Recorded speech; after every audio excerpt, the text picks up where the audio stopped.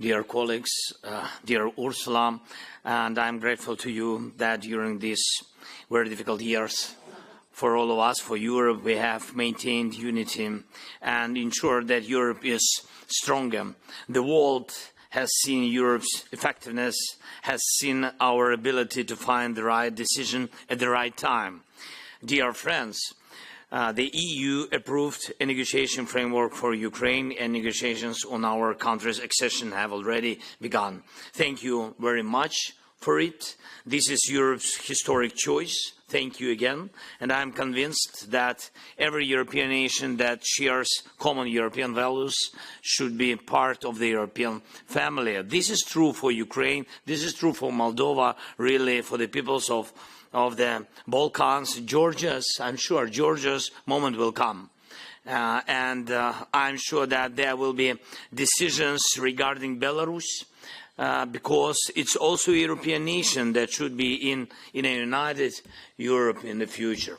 And now it will be right for us to move from decision to decision without wasting time. We have already held the first intergovernmental conference between Ukraine and the EU, and we hope that the next steps will not be delayed, including the official screening procedure. Ukraine is ready to go through all the necessary steps, and I would also like to thank you for the security agreements. Today, Charles Michel, Ursula von der Leyen and we signed the joint security commitments with the EU. Together with President Nausėda, I signed a security agreement between Ukraine and Lithuania, and together with Prime Minister Kallas, the security agreement between Ukraine and Estonia. And I invite everyone in Europe who is still on the sidelines of the security work to join us.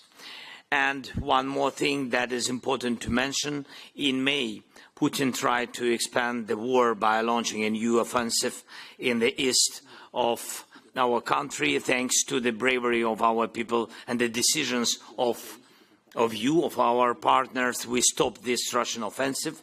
But this new Russian offensive proved that the existing pressure on Russia for the war is not enough.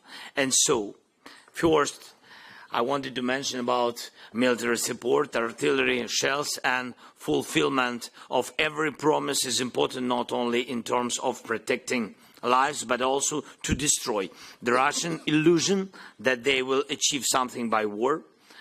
Funding is very important through the European Peace Facility, and on a bilateral basis, funding that is timely, as well as logistics, so that each package that is announced comes to the battlefield as soon as possible. Second, air, shield and long-range capabilities. We are managing to bring security back to Kharkiv, one of the largest cities in Ukraine, security from Russian missiles. This is due to the elimination of Russian missile launchers near our border. Each of you knows how this became possible.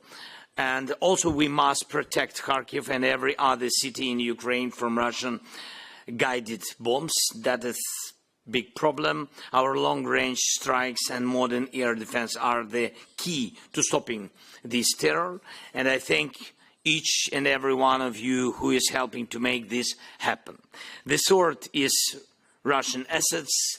And I'm grateful for the decision that provide Ukraine with the financial resources from frozen Russian assets.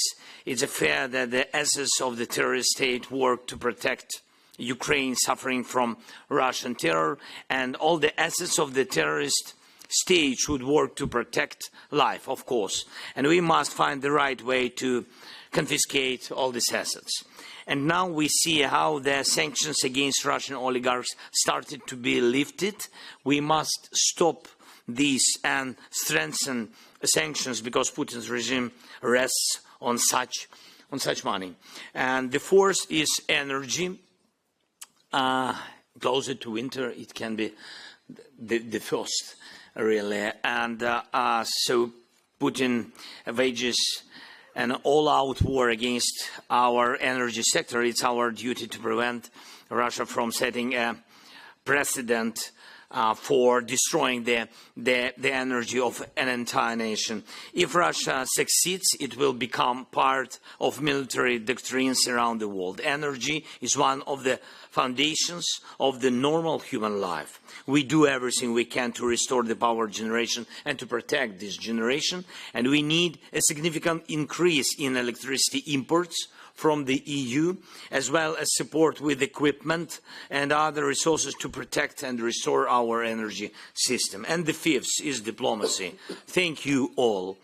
I thank all of you for participating in the Peace Summit, which was a clear success of our peacemaking efforts. We proved that the world can unite to restore the full effectiveness of the UN Charter and return peace to Ukraine. Nine more participants have signed the final communique of the summit, and we are continuing this work with more signatures to come. I also invite you to join the preparation of the second Peace Summit. We are now organizing groups that will work on developing specific action plans to bring the just end of the war reliably, honestly, and for a long time. And we need as much joint efforts as possible to achieve this. Europe has proven that it can be efficient, and I thank you for that. Thank you for your support. I am grateful for this historic Belgium presidency of the EU, and I wish the next one, the Hungarian presidency, to be effective. Slava Ukraini.